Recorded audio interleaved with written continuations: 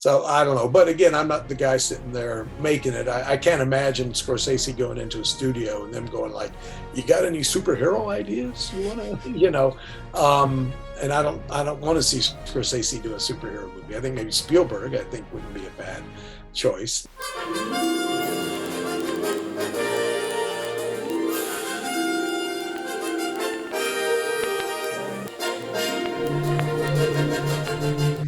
You're probably well aware that probably a few years ago now, Martin Scorsese had mentioned that superhero movies aren't really cinema. I think it did open up a very important conversation. You know, movies are changing. The way we relate to movies have also changed quite a lot. And I think, someone like him saying something like that opens up a very important discussion. So what is your opinion? Firstly, do you think superhero movies qualify as cinema, number one? And number two, do you think that there is a place now for a smaller movie to explode, let's say like a Goodfellas or a Fight Club or something like that? Well, there's always been popular genres. I mean, I think it's kind of weird, like everybody's like, have been crapping on superhero movies for a while because they've been like the dominant, kind of force. But like in the 50s, it was Westerns, and there were good Westerns and there were bad Westerns. And so, I mean, I love Scorsese's stuff, and I hope there continues to be a place for his stuff. And I think there will be. I don't know that these certain movies are getting pushed out because of the other ones. I mean, but I did think it was weird that, I guess when he did The Irishman, that supposedly he couldn't, like, he had to go to Netflix because like none of the studios would back it. And it's like, really? You got Scorsese and De Niro and Pacino and Pesci. It's the Avengers of gangster movies, yeah. Exactly. I mean, unfortunately, some of it kind of sounds sour grape-ish, but I think he does have a point where whatever becomes popular, you got people trying to emulate it. But I think that's always been happening. But I mean, I love Avengers Endgame. I love The Irishman. I think it's not, for me, it's not an either or, kind of a deal. So I don't know. But again, I'm not the guy sitting there making it. I can't imagine Scorsese going into a studio and them going like, "You got any superhero ideas you want to, and I don't want to see Scorsese do a superhero movie. I think maybe Spielberg, I think, wouldn't be a bad choice. Well, I think the closest that we would get to a Scorsese superhero movie would probably be Joker, right? Yeah. And again, I liked it, and I was glad they did it, but like, I don't want to see every superhero movie. And I think that was one of the mistakes DC made, is like whatever was a hit, they tried to emulate. Like, oh, let's do, again, like The Dark Knight was good, so now we're going to do Superman like The Dark Knight. Well, no, that worked for the Batman. That doesn't work for Superman.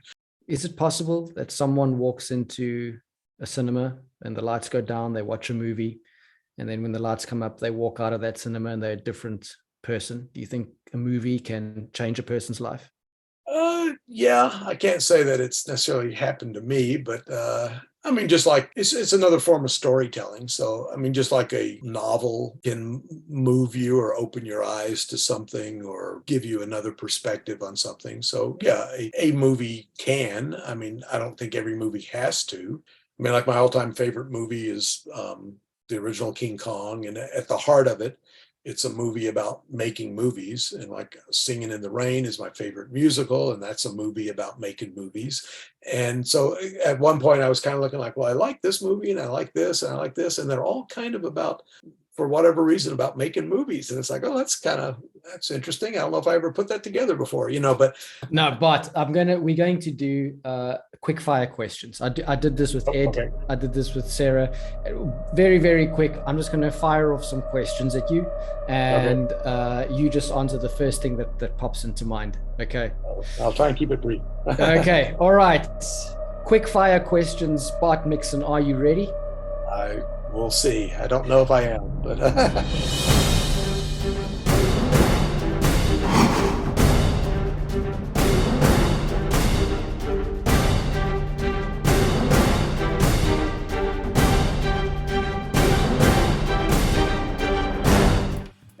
Okay, if you could be any Marvel character, who would it be? Good question. Maybe either Spider-Man or the Human Torch. I love the Thing, but I don't think I'd want to be an orange monster. So if a cage fight happens between Bruce Wayne and Tony Stark, who wins that cage fight?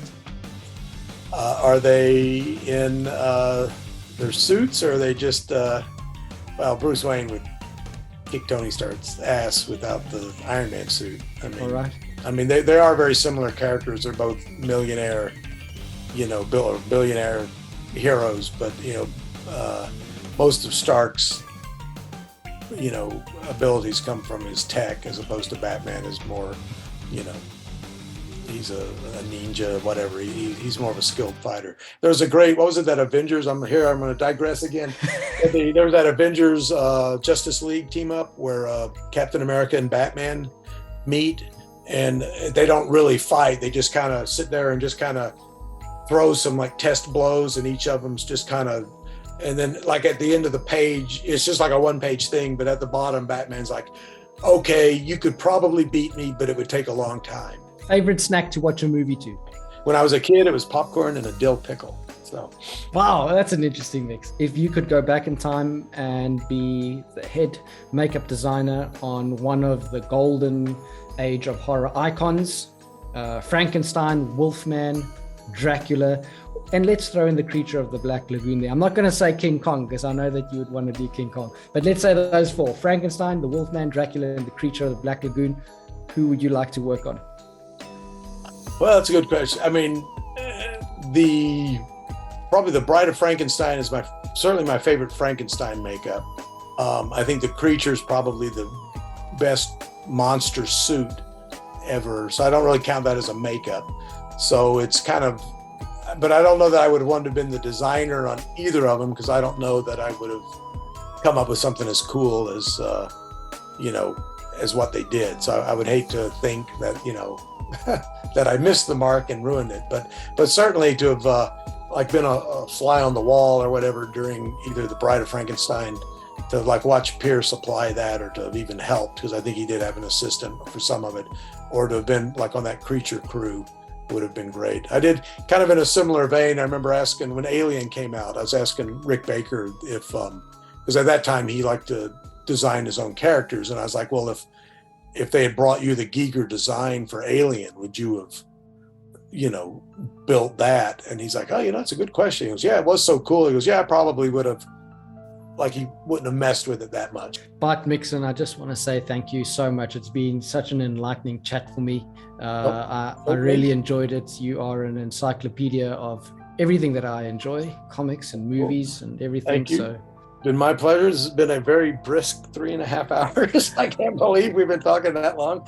Down the road, if there's some stuff you want to revisit, it's been fun chatting, just to, fellow fan and all that kind of stuff of horror and whatnot. So I'm sure there's more that could be said.